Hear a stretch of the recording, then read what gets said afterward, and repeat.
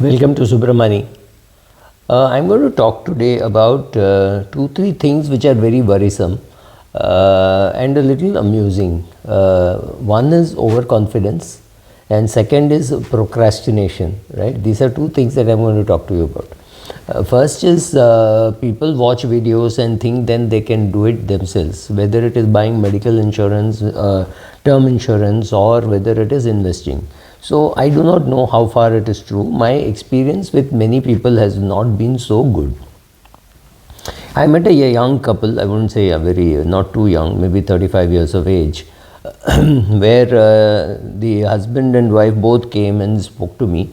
And I said, I think you should buy term insurance and etc. etc. So we had a talk. And then I just didn't meet them again. Then after 6 months, I found that he had bought a term insurance, which was with a lot of riders, and it was term insurance with return of premium. I think it's the worst kind of a product that he could have bought. And the worst thing is, he kept telling some of his friends, "Oh, Subra is great, he only advised me on term insurance." Now, this is terrible for me.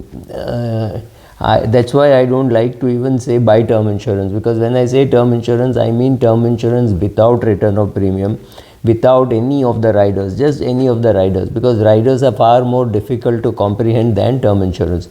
So pure term insurance, no return of premium till your age of 55 is what I recommend. What people end up doing is, once they go there, they get confused, they have no clue what to buy. So that fellow comes and says, "Sir, this is term insurance with return of premium. In the regular term insurance you will lose money, so you should not buy that, you should buy this." So they get convinced. Or even worse, they say, "Yes sir, we also agree that ULIPs are very bad." This is not a ULIP. This is not a ULIP is today a fantastic sales pitch for selling endowment. So the people have been told that ULIPs are very expensive, so don't buy ULIPs. Now, don't buy ULIPs is very good advice, provided you complete the sentence by saying, maybe don't buy ULIPs, but buy term insurance, pure term insurance. So when people don't know, they end up saying, "Oh, we did not buy a ULIP, but they bought term insurance," which is they bought endowment insurance, which is perhaps worse than ULIP. So this overconfidence, I have no clue from where it comes, but people are overconfident largely about any investment product or any protection product. Same thing for medical insurance. What happens is, people again don't understand how much of medical insurance they need, how to buy it, how much of basic medical insurance, how much of top up, how much of super top up, and I can assure you it's a far more complicated product than a simple plain product like term insurance. So in term insurance, if you don't know how to buy and you make such mistakes of buying return of premium with lot of riders which you don't understand, let me explain why I keep saying that riders you don't understand. There are two big insurance companies, both have an accident rider. One does, which means you will get money if there is an accident, right? If you, let's put it this way: if you have a 1 lakh of term insurance and a 1 lakh of accidental rider or accident rider, on death you will get 2 lakhs, right? So this is what you believe is accident rider. Now, one accident rider includes accidents inside the house, and one does not include accidents inside the house. So what happens is, when you compare the premium, the one which does not include accidents inside the house, obviously that looks cheaper. But that's not the basis to compare, because if somebody dies of an electric shock tomorrow, if I die of an electric shock, it is going to have very good chance that it happens inside the house, right? It's an accidental death. Will I get the money? No, if I take one without coverage inside the house. But it will be, my wife will get double the money if I have taken one which covers accidents inside the house, right? The ones which does not cover accidents inside the house, my wife won't get that extra money, right? So it is important to understand riders, right? So waiver of premium, do you need it at all in a child plan, right? So these are all things which people don't understand.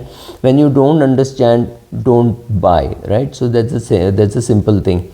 So similarly, in medical insurance, how much medical insurance, how much top up, is far more difficult to understand. Secondly, if you've got an operation done in September and you were recommended that operation in February, it is important while making the claim that the February recommendations are not sent, or somebody is going to come back from the TPA saying in February if you had attended to it the cost would have been lesser, or in February you could have cured it with proper medicines, right?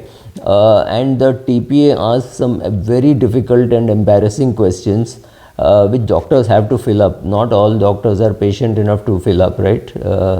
That's not a pun on the word. I'm just saying they need the patience to fill up this the form for TPA, right? So not all hospitals are keen to do it. They hate. The filling up of the TPA form is very painful, very cumbersome. So senior doctors have to answer questions like, why did you choose this antibiotic? Why did you? And it could be the cheapest one, but they would still ask those questions. So then doctors and hospitals say this is as per hospital procedure and things like that. So knowing which documents to sell, how to fill up the form, all that is important, right? So don't buy medical insurance, don't buy a term insurance without understanding the product, right? So this is about the overconfidence bit. Same thing is true even for while investing. There are people who believe that they should put all their money in index funds, so be it. But for me, I have some funds which have far outperformed the index, right? So then when I talk about it, people say, oh, but I missed it. Obviously you missed it because you were in an index fund. Nothing wrong overall in your returns. You may not have done too badly, but yes, of course you will miss some such funds, right? So you can't be interested in alpha and be investing in index funds. It's very difficult to, and I'm not even saying you should seek alpha, but if you're seeking alpha, you need help or you need education. You say, I won't get myself educated, I won't seek help, then don't look for alpha. You cannot get alpha in an index fund. It's just by definition you won't get it, and that's perfectly all right. So nothing right wrong with it. If you know how to do asset allocation, if you know how to do portfolio sizing, there's no portfolio sizing if all your money is in an index fund. Then suddenly somebody tells you that but that balance advantage fund is great and so is multi-asset fund, then you will miss those because you didn't know that you could put it in that, right? So learn and invest, or invest in an index fund. These are the two options which are available to you. Don't say I will not learn, I will chase alpha, then you will definitely make a mess of your portfolio. This is as far as overconfidence is concerned. Second is procrastination. Till COVID hit, everybody said,